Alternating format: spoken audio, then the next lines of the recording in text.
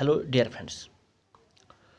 Our today's topic is decentralization in India. Decentralization means when a power is taken away from central and state governments and given to local government. It is called decentralization. Centralization means concentration of powers in one hand. Centralised government में क्या होता है कि जो power जो authority जो होती है वो सिर्फ सेंट्रल गवर्नमेंट के पास होती है। डिसीजन मेकिंग के पावर सिर्फ और सिर्फ सेंट्रल गवर्नमेंट के पास होते हैं।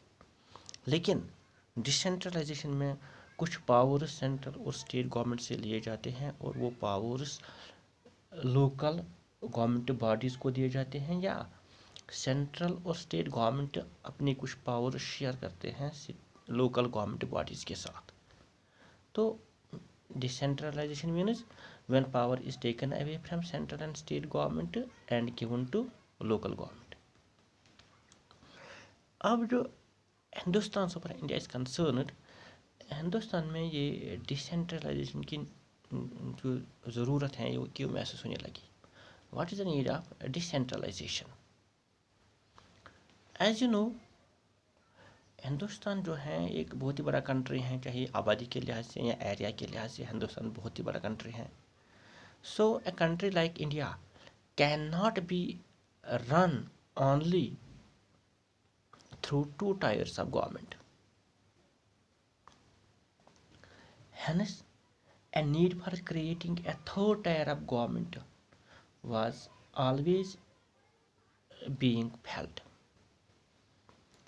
तो ऐसा जो माना गया है कि लोकल इश्यूज़ को लोकल लेवल पे ही बहुत अच्छी तरह डील किया जा सकता है।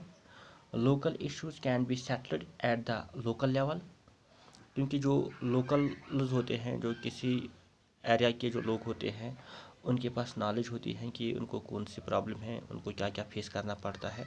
उनसे बेहतर उन चीज़ों को कोई और समझ नहीं सकता है। तो इसलिए जो they have the best knowledge of local area and problems. तो इसके चलते एक डिमांड उठी है कि लोकल लेवल पे जो गवर्नमेंट होती है उसको पावर देनी चाहिए। तो इसलिए कुछ मेजर स्टेप्स लिए गए हैं डिसेंट्रलाइजेशन के लिए 1992 में। ऐसा नहीं था कि 1992 से पहले ये लोकल गवर्नमेंट्स जो हैं उनको पावर नहीं थी, लेकिन ज़्यादा जो पावर्स थे उनके पास नहीं थे। Before 1992 decentralisation was not in effect terms. Decentralisation effective terms में नहीं थी। डिसेंट्रलाइजेशन जो थी वाज नॉट कॉन्स्टिट्यूशनली गारंटीड। उनको पावर थी लेकिन वो पावर कॉन्स्टिट्यूशनली गारंटीड नहीं थी। और बहुत सारी चीज़ें जो थी बिफोर 1992 हम देखते हैं कि जो लोकल गवर्नमेंट बॉडीज़ जो थी रेगुलरली इलेक्शंस नहीं होते थे उनके। वहाँ पे जो वुमेन के लिए जो सीट्स हैं वो रिज़र्व नहीं थी। और सबसे बड़ा जो मसला उनके पास जो था वो था रेवेन्यू का मसला, क्योंकि स्टेट गवर्नमेंट जो थी अपनी मर्ज़ी से लोकल गवर्नमेंट बॉडीज़ के साथ पावर और रेवेन्यू शेयर करती थी। तो इसलिए हम देखते हैं कि 1992 में जो कॉन्स्टिट्यूशन आइन जो है इसमें इसको अमेंड किया गया है, इसमें तरमीम की गई है। और ये तरमीम जो कि कॉन्स्टिट्यूशन को चेंज अमेंड किया गया है to make the third tier of democracy more powerful and effective. Local governments को इफेक्टिव और पावरफुल बनाने के लिए 1992 में आइन में तरमीम की गई है। और 1992 में हम देखते हैं कुछ अहम स्टेप्स, कुछ मेजर स्टेप्स लिए गए हैं टुवर्ड्स डिसेंट्रलाइजेशन।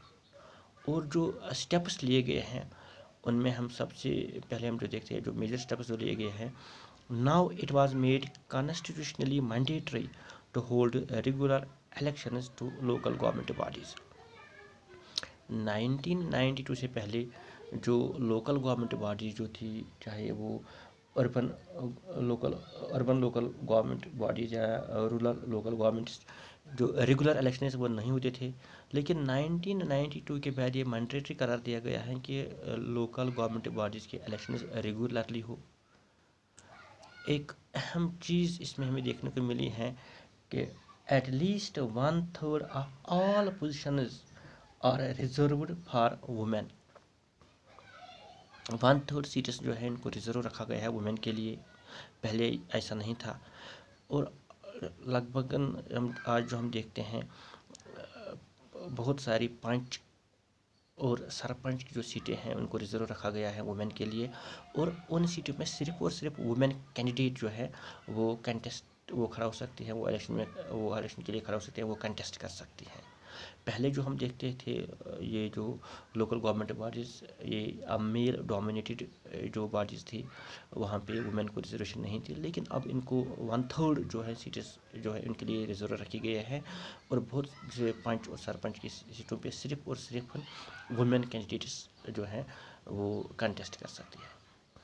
اس کے ساتھ ساتھ ایک اور جو اسٹیپ اس میں جو لیا گیا ہے وہ ہے کہ انڈیپینڈنٹ اسٹیٹ الیکشن کمیشن جو ہے ہیڈ بین کریٹڈ.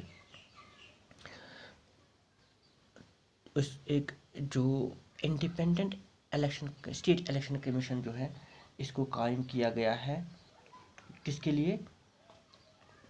جس کا جو کام تھا in each state to conduct panchayat and municipal elections. تو an independent state election commission had been created in each state to conduct panchayat and municipal elections.